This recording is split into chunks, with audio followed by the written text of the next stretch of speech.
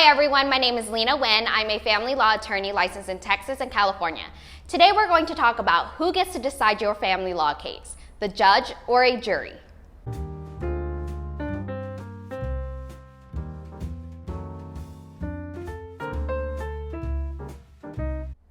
A jury is a randomized group of United States citizens that is chosen to decide the outcome of cases. A jury can give binding verdicts, which is a final outcome, and/or advisory opinions, and this is simply what they think the outcome should be. Jury trials are relatively uncommon in family law cases. Typically, a judge will decide all the issues. Texas is actually one of the few states that permits a jury consisting of 12 members and 2 alternates to make decisions in family law cases. The following are some binding and advisory issues a jury can hear. The binding issues a jury can hear are grounds for divorce. So that's what is the reason for the divorce. They can dictate the character of a property. Is the property separate property or is it community property and subject to division?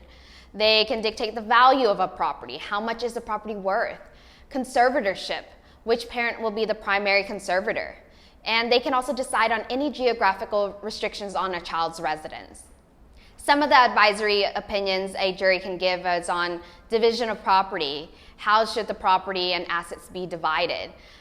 They can give an opinion on the unconscionability of a premarital agreement. Is the premarital agreement valid?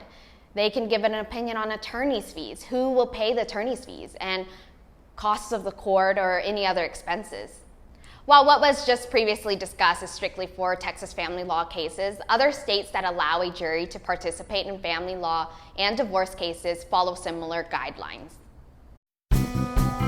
Thank you so much for watching. Please give this video a thumbs up and subscribe to my channel.